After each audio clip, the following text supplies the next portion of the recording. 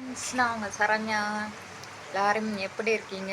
என்ன பண்ணுறீங்க? நான் என்ன பண்ணிகிட்ருக்கேன்னா, நான் வந்து வெண்டைக்காய் கிரேவியாட்டும் பண்ண போகிறேன். சொத சொதன்னு நல்லா. எனக்கு வெண்டைக்காய்னா ரொம்ப பிடிக்கும். அதுவும் எங்கள் அம்மா வைக்கிற வெண்டைக்காய்னா அடிச்சிக்கவே மாட்டேன். எவ்வளோ வேணாலும் கொடுத்தா சாப்பிட்டுட்டே இருப்பேன். வெண்டைக்காய், அப்புறம் கருவாடு, அப்புறம் தக்காளி சாதம், இதெல்லாம் பிடிக்கும் எங்கள் அம்மா பண்ணுறது. சரி, அதை விடுங்க. இன்றைக்கி வெண்டைக்காய் குழம்பு வைக்கலான்னு சரி வெண்டைக்காய் வாங்கலான்னு கடைக்கு போயிருந்தேன்னா, அப்போ வந்து சில ஜாமானுங்கள்லாம் வாங்கினேன். விலை கம்மியாக தான் வரும்னு பார்த்தா விலை இப்படி சொல்லிட்டாங்க. எப்படி சொன்னாங்கன்னு தானே பார்க்குறீங்க. அதை நான் எடுத்து வச்சுருக்கேன் பாருங்கள். இவ்வளோ பொருள் வந்து இவ்வளோ விலைன்னு சொல்லிட்டாங்க.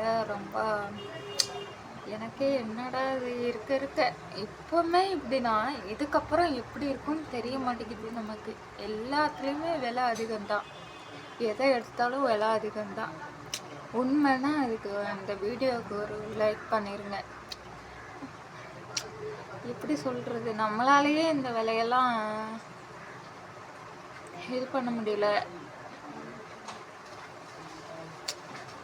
2 பேருக்கு தான். இதுவுமே நாங்கள் 2 பேர் தான் இருக்கோம். அப்போ ஆளுங்க அதிகமாக இருக்கிற வீட்டில் எப்படி இருக்கும் சொல்லுங்கள்.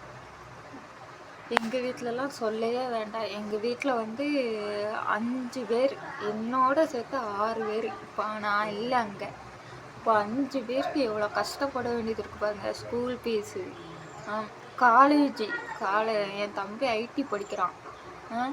இதுக்கு முன்னாடி நான் இருக்கும்போது வந்து என் தம்பி வந்து காலேஜ் படிச்சுட்டு இருந்தான். இப்போது இன்னொரு தம்பி வந்து ஐடி படிக்கிறான்.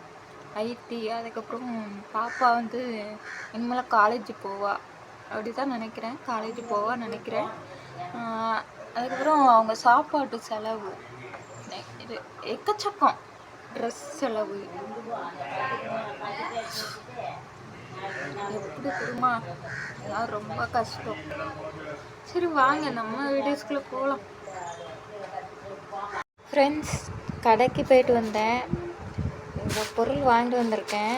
இவ்வளோ பொருள் எவ்வளோ இருக்குங்கிறத வந்து கமெண்டில் சொல்லுங்கள், நான் சொல்கிறேன்.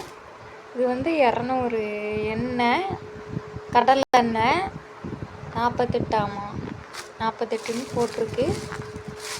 அப்புறம் இது பால், இது 20 ரூபா. 1/4 லிட்ரு தான், 20 ரூபா.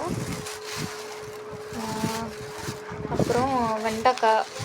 இன்றைக்கி வந்து நான் வந்து வெண்டைக்காய் கிரேவியாட்டும் பண்ண போகிறேன். கூட்டு தான். நான் ஏற்கனவே பண்ணி வீடியோ போட்டிருப்பேன்.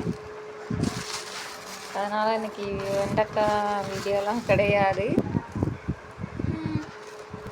இது வந்து 10 ரூபா சொன்னாங்க. இவ்வளோ வெண்டைக்காயும் 10 ரூபா சொன்னாங்க.